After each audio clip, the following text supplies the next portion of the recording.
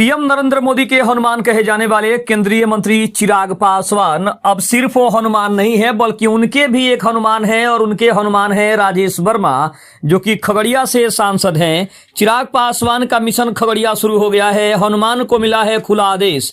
विरोधियों के खेमे में खलबली मचती हुई दिखाई दे रही है। आखिर वो आदेश क्या है और आखिर चिराग पासवान ने अपने हनुमान को कौन सा बड़ा आदेश दे दिया है जिससे सबसे ज्यादा बेचैनी उनके विरोधियों के खेमे में होने लगी है। आपको बता दें कि चिराग पासवान की नई रणनीति और उनके बिहारी फर्स्ट विजन को लेकर एक बड़ी खबर इस वक्त की आ रही है। चिराग पासवान का मास्टर प्लान सामने आ रहा है। चिराग पासवान ने अपनी पार्टी लोजपा रामविलास को जमीनी स्तर पर सक्रिय करने के लिए एक विस्तृत योजना तैयार की है।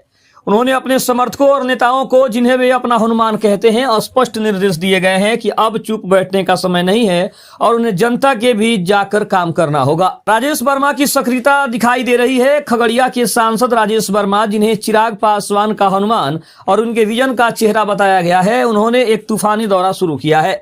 इसमें खगड़िया लोकसभा क्षेत्र के विभिन्न क्षेत्रों जैसे सिमरी, बख्तियारपुर और बेलदौर में कार्यक्रमों की एक पूरी श्रृंखला शामिल है। अगर बात करें तो दौरे का मुख्य पड़ाव धार्मिक और सामाजिक जुड़ाव है। उन्होंने चौथम प्रखंड में प्राण प्रतिष्ठा कार्यक्रम में भाग लिया और कार्यकर्ताओं से मुलाकात की है। संवेदना और समर्थन की बात करें तो प्रयागराज दुर्घटना के मृतकों के परिजनों से मुलाकात करके उन्होंने ये संदेश दिया कि वे दुख की घड़ी में जनता के साथ हमेशा खड़े हैं और आगे भी खड़े रहेंगे। विकास कार्यों का भी निरीक्षण किया जा रहा है। सिमरी, बख्तियारपुर में बन रहे क्रिटिकल केयर ब्लॉक और रेलवे फ्लाईओवर जैसे विकास कार्यों का निरीक्षण किया, जो उनकी विकास की प्राथमिकताओं को दर्शा रहा है। शाम के समय उन्होंने जन चौपाल के जरिए सीधे जनता से संवाद किया और उनकी समस्याओं को सुना। इसके साथ ही एनडीए कार्यकर्ताओं के साथ बैठकें करके गठबंधन को मजबूत करने पर भी जोर दिया जा रहा है। साफ तौर पर यह दिखा रहा है कि चिराग पासवान आने वाले समय के लिए अपनी राजनीतिक जमीन मजबूत कर रहे हैं और विपक्ष को टक्कर देने के लिए अपने प्रमुख नेताओं को मैदान में उतार चुके हैं। लेकिन अगर देखा जाए तो चिराग पासवान आने वाले समय और खास तौर पर बिहार की राजनीति में एक बड़ी भूमिका निभाने के लिए पूरी तरीके से तैयार नजर आ रहे हैं। उनके वर्तमान कदमों और हालिया राजनीतिक घटनाक्रमों से ये साफ होता है कि उनकी सोची समझी जो रणनीति है उस पर वो काम कर रहे हैं और आगे बढ़ने की जो उनकी मंशा है उसको पूरा करने का प्रयास कर रहे हैं। चिराग पासवान ने अपनी पार्टी लोजपा रामविलास को ब्लॉक और पंचायत स्तर तक सक्रिय कर दिया है। उन्होंने अपने विश्वस्त नेताओं को स्पष्ट निर्देश दिए हैं कि वे केवल पटना तक सीमित न रहे बल्कि क्षेत्रों में जाकर जन चौपाल लगाएं। हाल ही में खगड़िया के सांसद राजेश वर्मा का तूफानी दौरा इसी रणनीति का अहम हिस्सा माना जा रहा है। उनका मुख्य चुनावी एजेंडा बिहार फर्स्ट और बिहारी फर्स्ट है। अब वो केवल नारों तक सीमित नहीं है, वे विकास कार्यों के निरीक्षण और स्थानीय समस्याओं पर सीधे संवाद के जरिए इस विजन को धरातल पर उतारने की कोशिश कर रहे हैं।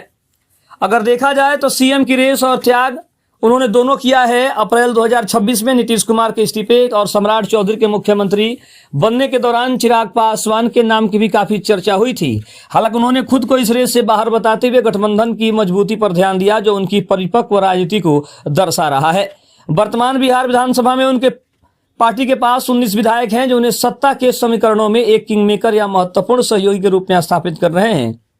वहीं अगर बात करें तो चिराग पासवान ने दावा किया है कि एनडीए जो है बिहार में मजबूत है और आगे भी उसकी सरकार आगे भी बरकरार रहेगी। सम्राट चौधरी के मुख्यमंत्री बनने के बाद उन्होंने साफ तौर पर कहा कि एनडीए की तरफ से पूरा सहयोग और समर्थन उनको मिलता रहेगा और बीजेपी का अपना चेहरा जब से बना है उसके बाद से बीजेपी भी एक मजबूत पार्टी बिहार में बनकर उभर रही है और आने वाले भविष्य का ये संकेत है कि बीजेपी अगर चाहे तो अपने दम पर वो सिर्फ नीतीश कुमार के नाम पर वोट नहीं लेगी बल्कि अपने कार्यों के बल पर लोगों का वोट अपने पाले में करेगी और हर जाति हर वर्ग का जो वोटर है वो बीजेपी के साथ जुड़ाव महसूस करेगा अगर बीजेपी ऐसा काम करती है। खबर अच्छी लगे तो चैनल को जरूर सब्सक्राइब करिए। तब तक के लिए धन्यवाद। जय हिंद, जय भारत।